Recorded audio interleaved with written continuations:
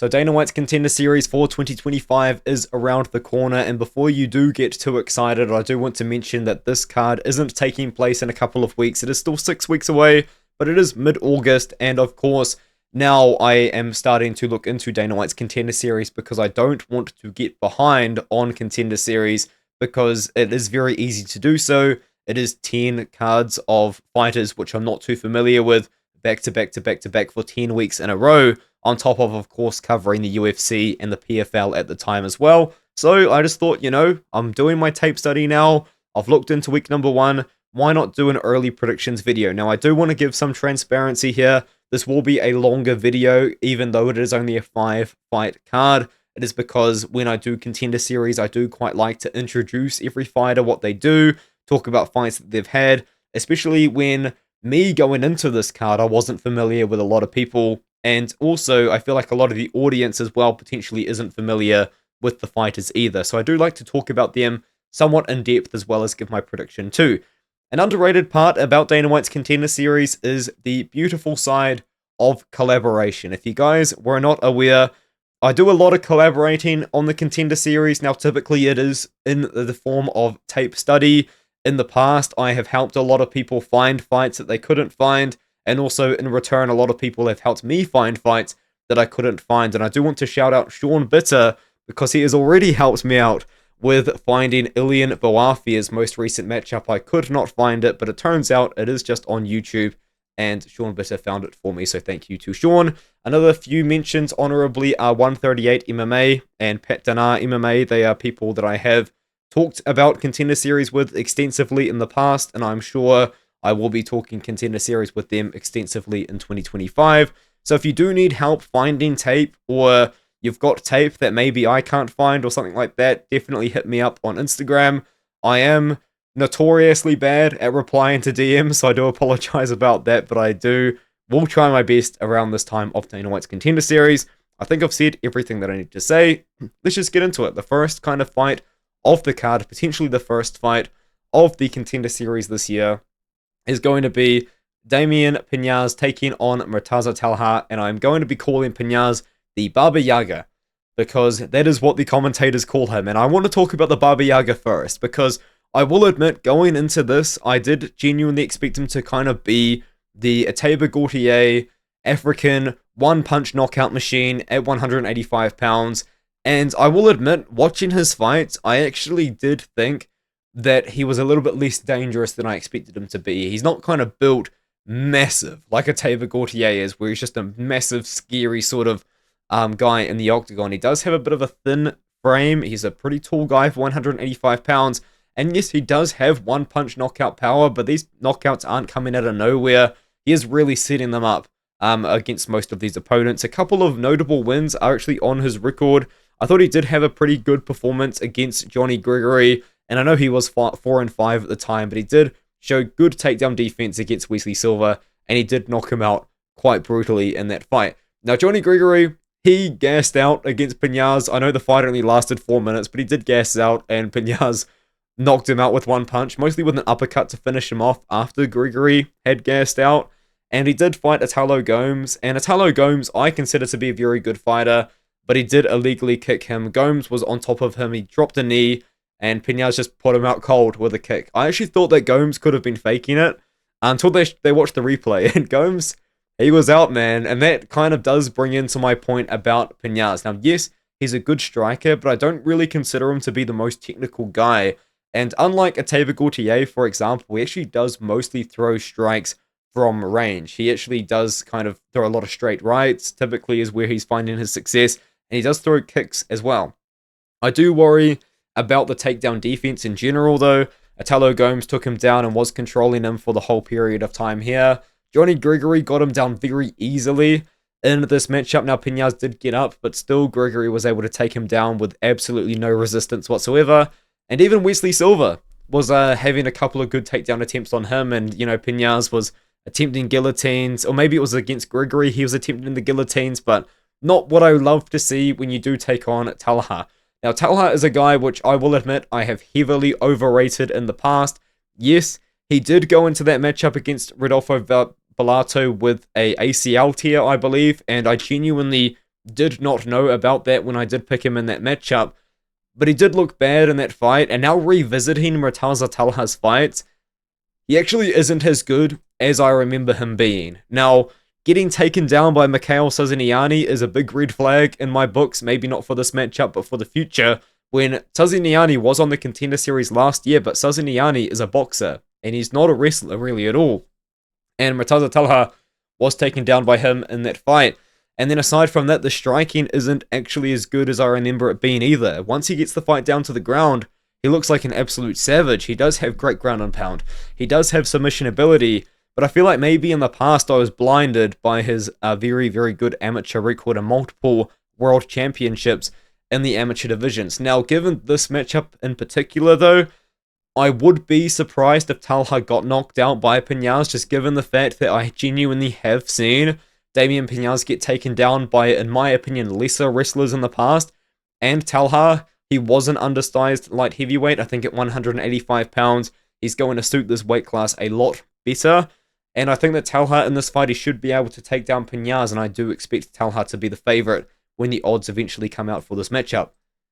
Now, Christopher Ewert has got his opportunity back on the Contender Series. I genuinely thought, given the massive weight miss, he was going to lose the opportunity. Of course, he did step up on short notice to fight against Jackson McVeigh at International Fight Week. Apparently, he was 212 pounds when he accepted the fight, and then he cut down to 195, and he couldn't keep going after that. Shout out to Alvin Hines. Apparently, Alvin Hines also stayed up all night to help Ewert cut weight, and he had to fight against Yunata Deniz on that card, but still, I thought that he wasn't going to get the opportunity because allegedly he had told the UFC he was on weight, but with that being said, I'm glad he's getting another opportunity because he is a very fun fighter.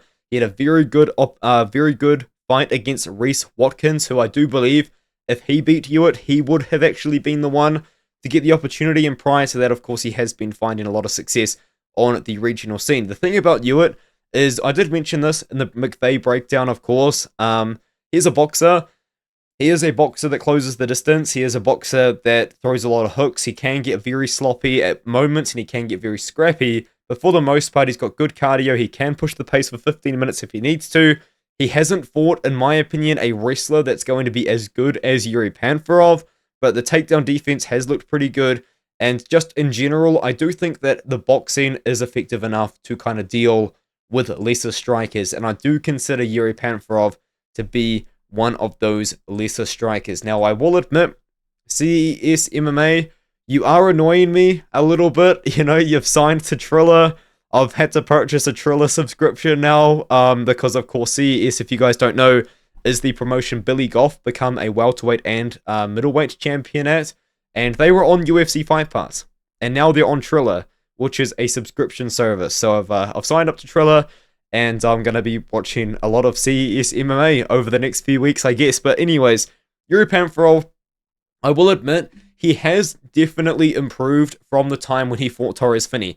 I actually thought, looking back at that fight, I always kind of thought in my mind that it wasn't a bad Yuri Panferov performance, but actually watching that fight, Finney did dominate the matchup. He took down Panferov easily. He submitted Panferov pretty easily once the fight got down to the second round.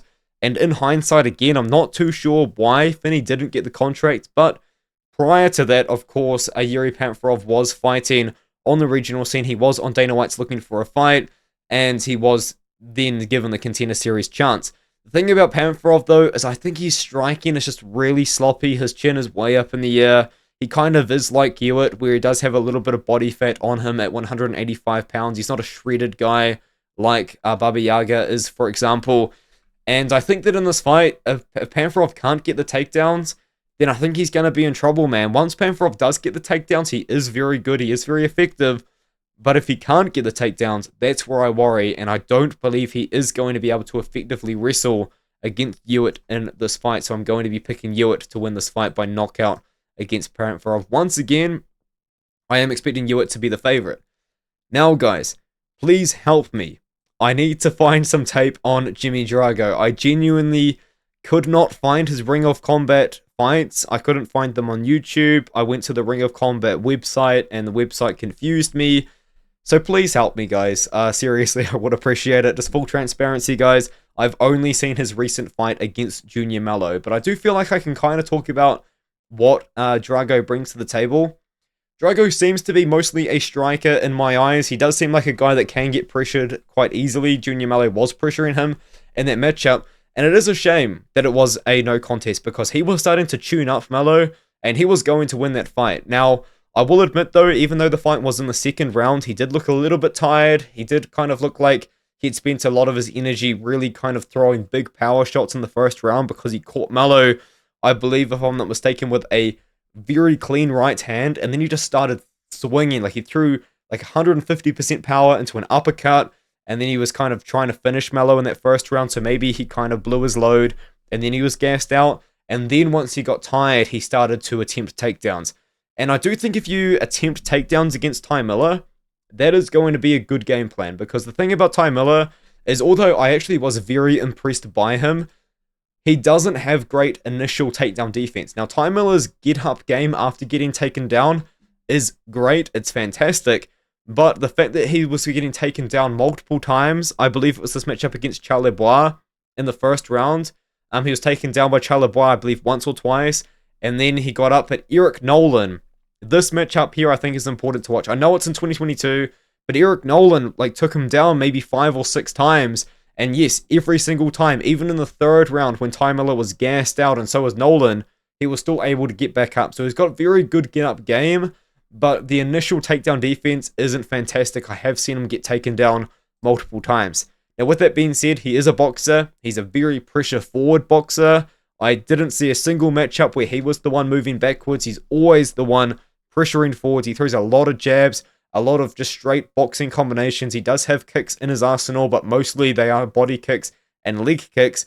And he is going to be the one pressuring Jimmy Drago. I would be shocked if Jimmy Drago is the one pressuring against Miller, because, as I said, I've never seen Miller move backwards in his career. The thing about Jimmy Drago is I was kind of looking on Twitter to try and find some highlights about him, and I did see people talking about Drago and his striking being quite unique, but once again, he looks like a pretty good striker, but the matchup I saw against Mello, he was able to get pressured a bit in that fight. And yes, he did drop Mello, he hurt Mello, and then he tried to really load up an uppercut and stuff like that. But just for now, personally, just full transparency, I'm going to side with Miller. I've seen a lot more about Miller, and I think that he can keep the range and keep the pressure going. So I'm going to go with Miller for now, but please, guys, help me out with some Jimmy Drago tape.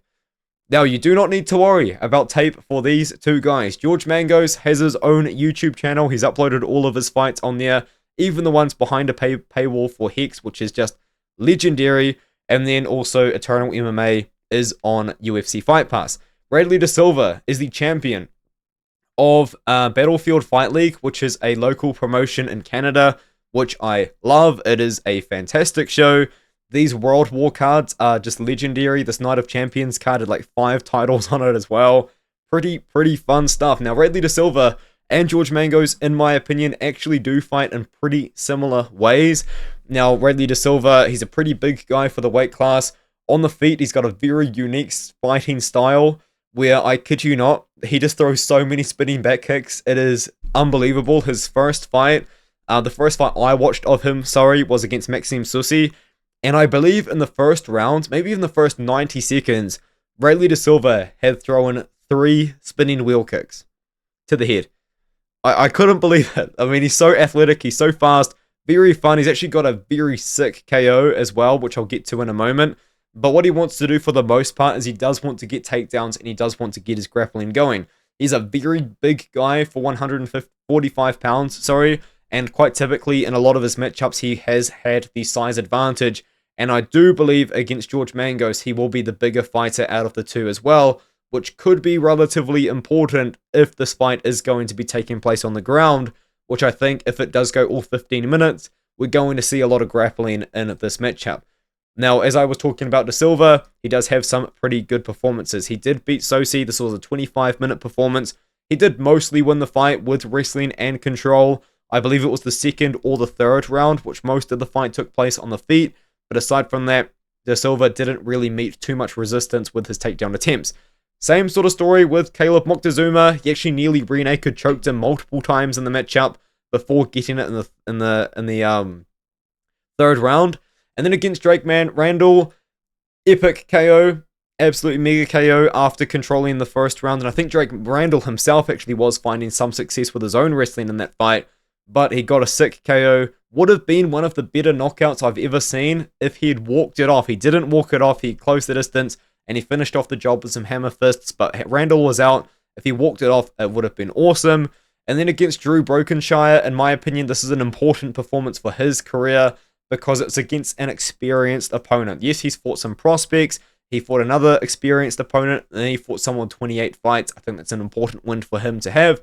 Once again, shot the takedown attempts up against the cage and got the rear naked choke. Now, George Mangos is probably the most hyped up prospect out of Australia right now. Now, there are a lot of very good Australian prospects, I think, on a lot of people's sort of radar. George Mangos, I believe is how it's pronounced, is the number one guy. And he's fun to watch, man. Like, if I'm not mistaken, I think he accepted this fight against Justin Van Heerden on short notice, and that was for the Hex title. And Justin Van Heerden, at one point, in fact, at this period of time, was knocking on the door of the UFC. And he lost the first 2 rounds. Now, the second round was a lot closer than the first round. I do understand, but I did think that Van Heerden was up 2-0 on the scorecards before this win. And George Mangos was starting to kind of take it back in the third round. And then they're in the clinch, and Mangos, he gets a flying triangle. He attempts the triangle in a standing clinch position, and he gets it. Very awesome win for him. Jarrett Wilbraham is another massive win because he's also a prospect, pretty well-known guy on the Australian scene, and he was able to find his success in the grappling against Wilbraham, and actually that whole fight, he was getting his wrestling and his grappling going, looking absolutely fantastic. And then after that, his next 2 fights, they didn't really last very long. This knockout over Shoichi Tomita is brutal. Tomita actually leaned into the head kick, so it became even more brutal because, like 2 moving forces come together, more power. This is what I'm getting my engineering degree for, guys, than a stationary object getting hit by a moving object. Kind of crazy. Anyways, that is physics 101, I guess. But anyways, and then I also watched his performance against Brogan Stewart. And also, once again, got the rear naked choke, just kind of dominated the fight, looked absolutely awesome against an undefeated 2-0 prospect at the time. The thing about Mangos, though, guys, is genuinely, I do think it kind of comes down to that takedown defense, because, yes, it was on short notice, and yes, I would say Mangos, actually, in the year that has gone past, Mangos has developed a lot as a fighter, and being only, 22 years old as well, he has kind of developed a lot in size too. Like, he was a very small guy for the weight class I would have considered when he fought against Justin Van Heerden, but it is clear he's actually been trying to build some muscle and build up some size over the last few months, because he has definitely been looking kind of like a stronger guy, like a bigger guy for the weight class, because although he's listed at 5'10", he is, at one point, he was a smaller featherweight. But I think in this matchup against Mangos, as long as he can avoid the spinning wheel kicks against Radley de Silva, from what I've seen, I do believe that Mangos could potentially have a very slight striking advantage, and the grappling is where I think it's going to get very interesting, because Mangos' grappling is truly elite. He looks absolutely awesome, and Radley de Silva has looked pretty unstoppable in the grappling at times, fighting for Battlefield Fight League. So this is 2 local regional champions in their own right. The Hex champion and Mangos taking on the BFL champion and de Silva. Both guys have defended their belts multiple times as well. And for Mangos and de Silva against international competition too, this is a great fight. I think that this is a closer fight than a lot of people are giving it credit for. I know everyone loves Mangos, and I do too, man. Like, he's so sick to watch. That knockout over Tomita was incredible. But this is a pretty mirror matchup. I am picking Mangos to win. I don't think I've said that yet, but I think that this is a close fight, man. I really, really like this fight for both guys. But I think in this matchup, I like the striking of Mangos a bit more than de Silva. De Silva's striking is a bit wild with the spinning kicks. He genuinely throws so many of them. It is insane. And I think that in this matchup, Mangos' takedown defense is going to be the biggest concern for him. Yes, he's only really been taken down by Van Heerden, but it still was coming pretty easily for Van Heerden in that fight. And I think that that is where de Silva could test him. But I'm going to be picking Mangos in this fight. I apologize if that was a really long breakdown, because I've got another long breakdown coming here. Ilian Bouafia taking on Neemias Santana. I'm picking Ilian Bouafia in this fight, but I don't think that Ilian Bouafia is going to knock out Santana unless Santana gasses out, because that is my biggest concern regarding Neemias Santana, is the cardio. Now, Neemias Santana, he's fun. He's got a pretty decent amount of power. Now, I wouldn't necessarily say he's got one-punch knockout power, even though I did see him get a big one-punch KO against Marcos Vinicius, but Marcos Vinicius was pretty gassed out in that fight, and this win over Paulo Silva was kind of ground and pound sort of based when he knocked him out in that fight. But Santana, he's fun. Like, he's a pretty tall guy in his own right. It's just hilarious that he's going to look small in this fight against Bouafia. And another kind of hilarious sort of matchmaking part, I guess you could say, is Marcos Vinicius looked pretty tall in their matchup, I thought, and then João Paulo Silva was also a pretty tall striker. Now, I know he's listed at 5'10", but I swear Vinicius was a little bit taller than that. But both guys that he's fought recently have been pretty tall, rangy strikers, and that was what Bouafia is in this fight. Now, Santana, he's not the most technical guy in the world. I only saw him shoot one takedown in the fights of his that I did see. And for the most part, like, he's going to be fun. Like, this guy was made for Dana White's Contender Series. If you quite like a guy that's taunting his opponents in the cage, you know, Santana's the kind of guy to look at him and, like, point at him and point at the ground, and he does all sorts of emotes. He's an emoting fighter. It's so fun to watch. But I just don't know if in this matchup he's got the skill set to back it up, because Bouafia is very, very good, man. I don't know if this guy has a kickboxing background. I tried to investigate it, because I swear that this guy must have competed in boxing or kickboxing or something before coming into MMA, because I was impressed. He looked very promising in the fights of his that I did watch, which were his most recent 4 fights I saw of his. Now, yes, he did knock out Coenha in the first round, and his opponent did retire on the stool here, but I would not consider Bouafia to be a one-punch knockout kind of guy. Bouafia, actually, no, he didn't retire on the stool, I lied. I think he was about to finish his opponent, and then the referee stopped, or maybe that was that fight. Maybe I'm getting the 2 fights confused. I think Kainan, my goodness, guys, I'm sorry, I'm too long in the video to restart it. Kainan retired on the stool, and in this fight against Carlos Graca, he finished him with like 4 minutes 59 on the clock, so the referee just let the fight go to the bell, and then after the round finished, the referee was like, oh well, Graca's actually knocked out here, I'm going to end the fight. That's what happened. But I would not consider him to be a one-punch knockout guy. He is a 6'5" fighter. I do believe he's that tall.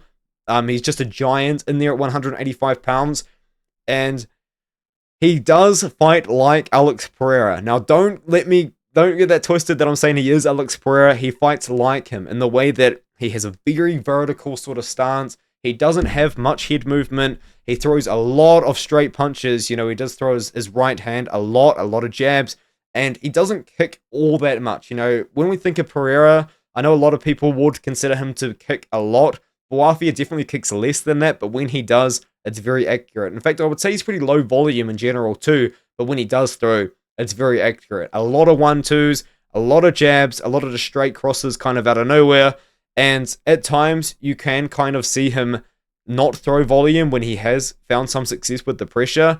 The thing about Bouafia too that I do worry about in some sort of aspects is the fact that if Santana goes out there with a madness game plan, which he probably will, it's a Contender Series, guys always come out like madmen, I think that Bouafia can get overwhelmed in moments. And the thing about Santana as well that I forgot to mention is Santana is an incredible pressure fighter. He pressures his opponents, he stalks them down, every single one of them, kind of like looks like this in moments, it's kind of funny. And the thing about Santana too though is he can pressure his opponents, give himself opportunities to throw volume, and then choose not to. So he can also be relatively low volume in moments as well. But of the two, Bouafia is much more sort of less combination based, more point fighting sort of based, which is why I wouldn't consider him to win this fight by knockout. It's why I'm going to be considering him to win this fight by decision, because he is a point based kickboxer, but he's good. Like, I really like the skill set of Bouafia. It looks very, very promising as a prospect if he can win this fight against Santana. The takedown defense overall, it looked good. Now, he didn't fight really any good wrestlers, and as I said regarding Santana, I only saw him really shoot one takedown, and that was when he was gassed. And I did mention as well, briefly, the cardio. I don't love Santana's cardio. He did look tired, especially in this matchup against João Paulo Silva in the second round. So yeah, I think that Santana could be a kind of guy that has a good first round, but Bouafia can maybe take it over in the second or the third round. I'm picking Bouafia by decision. I will admit that wasn't my best breakdown, but hopefully you guys enjoyed it. Let me know what you think in the comments below. Let me know what Contender Series fighters you're most excited to look out for. I probably will do something like that on my second channel, Artem at Home. With that being said, I'll see you guys in the next video.